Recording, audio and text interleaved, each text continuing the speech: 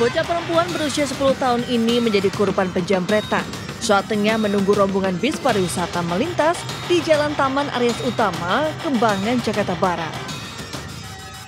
Asik merekam rombongan bis dan suara telolet, tanpa disadari seorang pria yang mengendarai sepeda motor mendekati korban. Pelaku berhasil merampas telepon genggam dari tangan korban dan sempat mencoba mengejar, namun pelaku berhasil kabur. Usai kejadian ini, korban langsung mengadu kepada orang tua yang berada tak jauh dari lokasi. Korban syok dan trauma karena telepon genggamnya selalu digunakan untuk bermain dan belajar kegiatan sekolah. Kejadian ini diharapkan menjadi pelajaran bagi orang tua agar lebih mengawasi buah hatinya.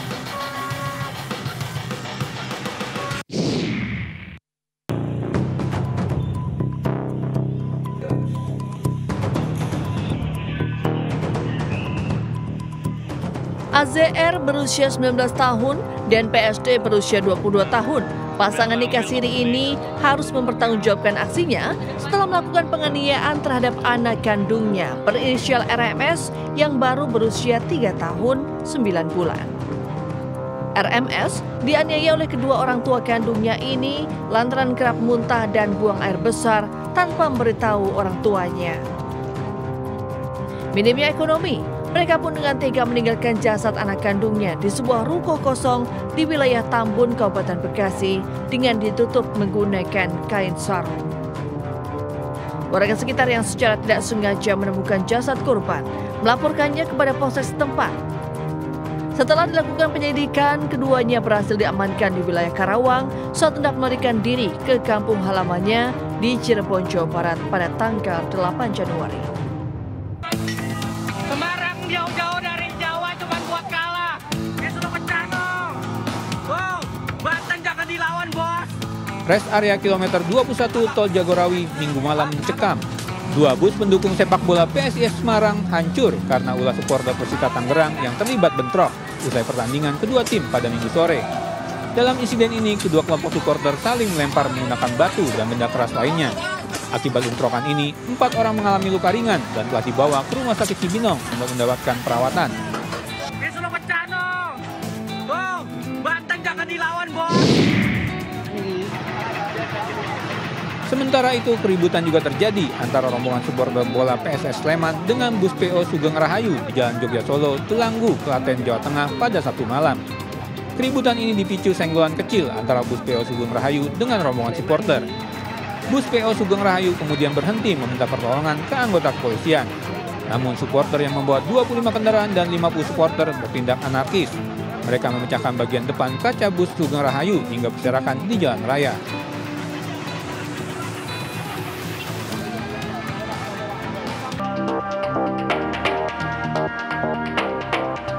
Jauh hari 54 tahun, warga desa Alai, Lembak, Kabupaten Muara Enim, Sumatera Selatan dibantu warga membersihkan darah usai ditendang anggota polisi dari Polres Prabu Muli. Dalam video terdengar korban marah terhadap polisi yang diduga telah menabrak korban. Namun oknum polisi justru marah dan menendang korban hingga membuat luka di bibir dan hidung. Wakapolres Prabu Muli, Kompol Eryadi mengatakan kedua belah pihak sepakat berdamai. Namun untuk oknum anggota Ibtu YS tetap dilakukan pemeriksaan. Saat ini, petugas unit Satlantas dan Propam telah melakukan olah TKP dan meminta keterangan korban untuk mempertanggungjawabkan perbuatannya. Sekarang kami sudah ketemu kedua belah pihak, kemudian mereka sepakat hari ini untuk menuju ke depan perdamaian. Menyampaikan permintaan maaf terhadap apa yang diduga dilakukan oleh anggota kita. Maraknya kekerasan yang dilakukan oknum polisi terhadap masyarakat membuat kepercayaan terhadap institusi ini semakin buruk.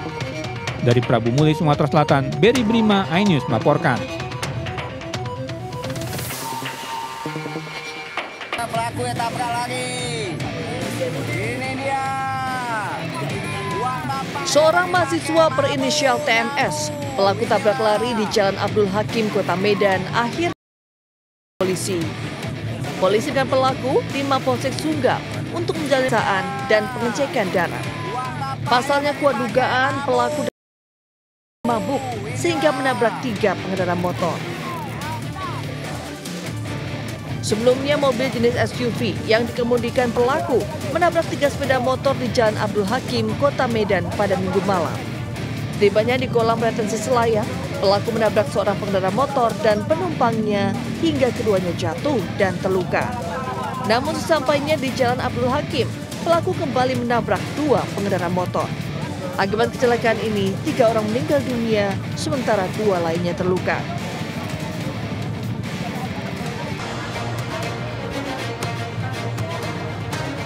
Mobil sedan yang sedang dipanaskan mesinnya ini tiba-tiba melaju menabrak sebuah rumah di Kelurahan Grogol, Limo, Depok, Jawa Barat.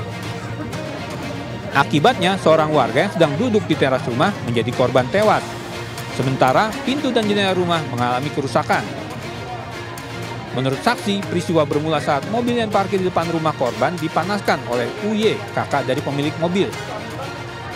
Diduga tidak paham mengendarai, pelaku mencoba menjalankan mobil. Namun mobil menyeruduk dinding seng garasi dan berhenti setelah menabrak rumah warga di depannya. Korban yang berada di teras rumah terjepit dengan kondisi mengenaskan dan dilarikan ke rumah sakit, namun nyawanya tidak tertolong. Mobil, manasin mobil kemungkinan. Nggak bisa nyetir atau gimana? Ya. Oh. Manasin mobil. Digas baik, ada ibu-ibu di sana, duduk. Digas masuk gigi ya? Nah, dia masuk gigi digas, kencang-kencangnya. Oh, gitu. Tabrak. Kita minta tolong-tolong, informasi dari suaminya. Gas masih kencang aja. Wah. Tangis keluarga pecah, bahkan salah seorang anak korban pingsan dan seorang anak lainnya sempat emosi. Polisi yang datang ke lokasi kejadian langsung mengamankan pengemudi dan pemilik mobil. Dari Depok, Jawa Barat, Endang Priyono, iNews melaporkan.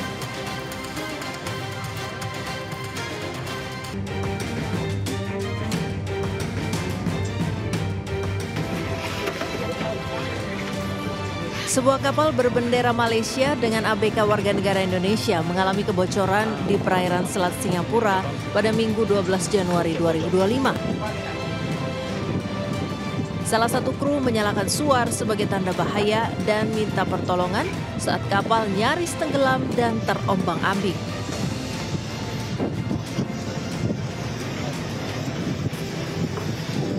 Kapal mulai karam dan miring, ujar seorang kru kapal. Miring kapal. Bocor. Seluruh kru kapal juga telah menggunakan pelampung untuk mengantisipasi bila kapal ditelan lautan. Sementara itu sesama kru yang duduk saling menyemangati di tengah gelombang tinggi dan kuatnya angin. Beruntung ke-8 orang yang berada di kapal berhasil diselamatkan dan dievakuasi.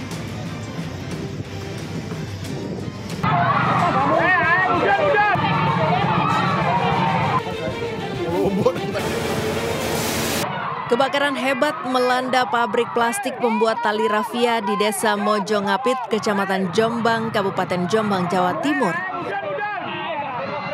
Video amatir merekam detik-detik kebakaran pabrik yang berada di belakang sekolah dasar, di mana sejumlah siswa dan guru lari berhamburan keluar. Mereka khawatir api merembet ke bangunan sekolah karena posisinya bersebelahan. Beruntung, petugas pemadam kebakaran berhasil melokalisir api yang bergerak ke arah belakang sehingga bangunan sekolah terselamatkan. 5 unit mobil pemadam kebakaran yang dikerahkan tak mampu mencegah amukan si jago merah hingga seluruh bagian pabrik ludes terbakar. Belum diketahui penyebab pasti kebakaran lantaran pabrik dalam keadaan kosong dan tidak satu orang pun berada di dalamnya. Pabrik plastik, jadi yang memang di sini pengolahan limbah plastik untuk menjadi rafia. Jadi memang bahan bakarnya juga sangat mudah terbakar sehingga kita maksimal untuk pembasahan dulu biar tidak merambat ke yang lainnya. Penyebabnya karena apa, Pak?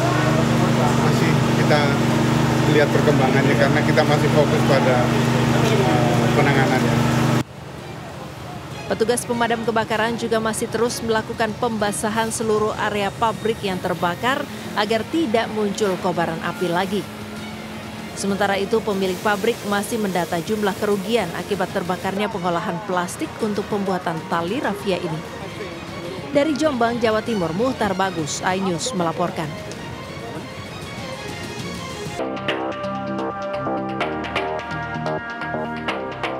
Kasus dugaan malpraktik diduga terjadi di salah satu rumah sakit di daerah Kedoya, Jakarta Barat. Seorang wanita diduga mengalami kesalahan pembedahan hingga berujung tidak dapat memiliki keturunan. Korban pun melaporkan seorang dokter di rumah sakit tersebut ke Polda Metro Jaya terkait kasus malpraktik yang mengakibatkan dirinya tidak bisa hamil secara alami. Operasi pertama yang diduga malpraktik, sebelumnya korban juga meminta second opinion di salah satu rumah sakit di Jakarta. Hasilnya mengatakan operasi itu salpingektomi, pengangkatan tuba sebelah yang kehamilan ektopik itu di sebelah kiri, tapi ternyata diangkat adalah yang di sebelah kanan. Nah, akibat perbuatan si dokter ini, saat ini pasien itu mengalami cacat. Sebelumnya korban menjalani pembedahan pengangkatan saluran tuba saat korban sedang mengandung anak pertama. Namun usai menjalani operasi, korban merasakan sakit di bagian perut sebelah kiri. Terkait kejadian tersebut, korban juga telah melapor ke pihak KPAI. Selanjutnya, korban berencana akan melanjutkan laporan pada Majelis Disiplin Profesi atau MDP. Dari Jakarta, tim liputan iNews melaporkan.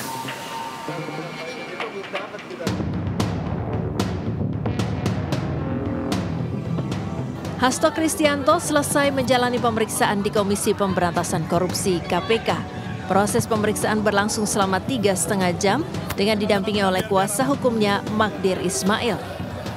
Sekjen PDI Perjuangan ini juga irit bicara usai diperiksa penyidik KPK di Gedung Merah Putih Jakarta dan hanya melempar senyum kepada awak media yang menunggunya. Menurut Magdir, pemeriksaan hari ini sudah selesai dan selanjutnya akan dilakukan pemeriksaan lagi sesuai dengan kebutuhan dari pihak penyidik.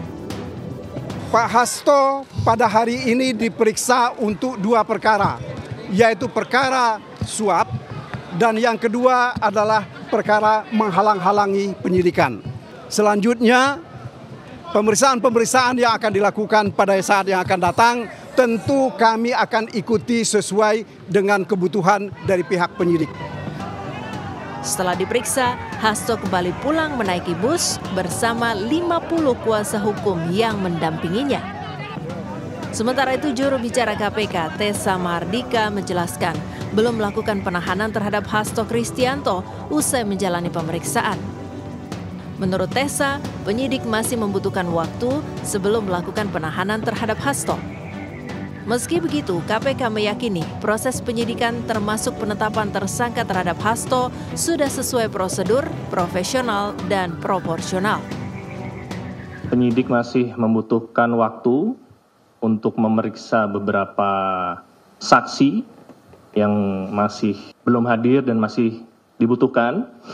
Ya, sebagaimana rekan-rekan ketahui juga ada beberapa saksi yang dipanggil di perkara ini hadir, beberapa diantaranya saudara Saiful Bahri, ada juga saudari Maria Lestari, dan ada beberapa saksi lainnya. Penyidik menilai belum diperlukan untuk dilakukan penahanan dan tentunya bila penyidik dan jaksa penuntut umum sepakat bahwa berkas ini sudah siap untuk dilimpahkan, maka proses tersebut akan dilanjutkan. Pemanggilan hari ini merupakan pemanggilan kedua setelah sebelumnya Hasto Kristianto mangkir pada pekan lalu. Pada saat itu Hasto mengirimkan surat pemberitahuan ketidakhadiran karena ada kegiatan yang tidak bisa ditinggalkan. Dari Jakarta, tim liputan iNews melaporkan.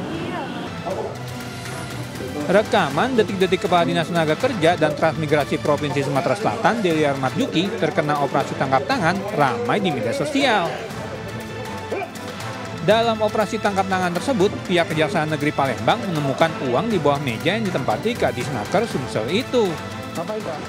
Penangkapan yang terjadi pada hari Jumat 10 Januari 2025 itu berlangsung di kantor Dinas Tenaga Kerja dan Transmigrasi Sumsel yang berlokasi di kawasan Pelaju, Palembang. Berdasarkan informasi, operasi tangkap tangan ini terkait dengan dugaan tindak pidana korupsi terkait dengan pengurusan K3 perusahaan. Waduh Pak, jangan bikin malu warga Sumsel, khususnya keluarga Bapak dong. Masa pejabat korupsi?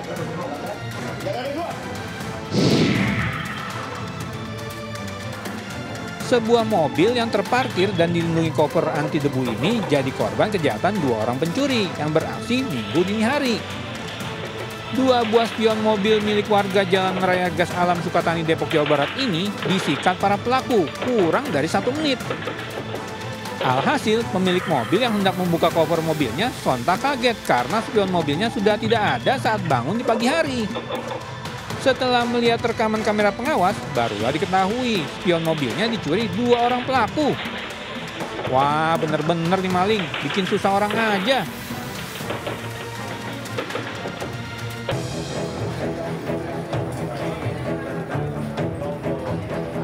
Ledakan hebat menghancurkan sebuah rumah milik Maryudi, anggota polisi yang bertugas di Mapolres Delangu, Desa Sumolawang, Puri, Mojokerto, Jawa Timur. Selain menghancurkan rumah Maryudi dan 5 rumah warga di sekitarnya, 2 orang yang terdiri dari seorang ibu dan anak juga dilaporkan meninggal dunia. Kedua korban merupakan kerabat dari pemilik rumah yang meledak yang letak rumahnya bersebelahan.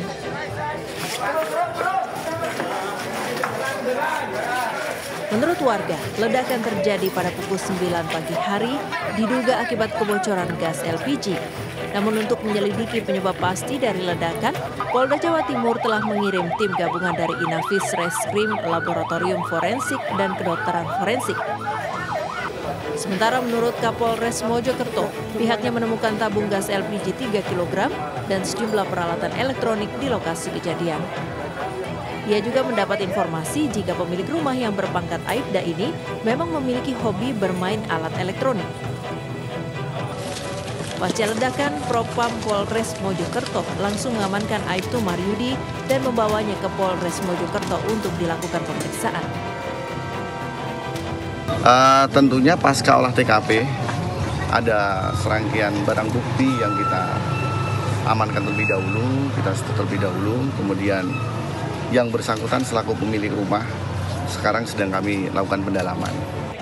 Untuk kepentingan visum dan otopsi, kedua korban ledakan langsung dibawa ke Rumah Sakit Profesor Dr. Sukandar, Kecamatan Mojosari, Kabupaten Mojokerto. Dari Kabupaten Mojokerto, Jawa Timur, Solahuddin Ayus melaporkan.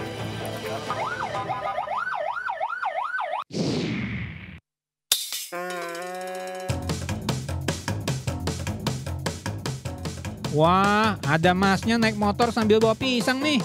Banyak banget mas pisangnya. Habis panen ya? Lah, walah mas, hati-hati toh. Kayaknya keberatan pisangnya tuh, sampai kejengkang gitu. Untung ada yang bantuin ya.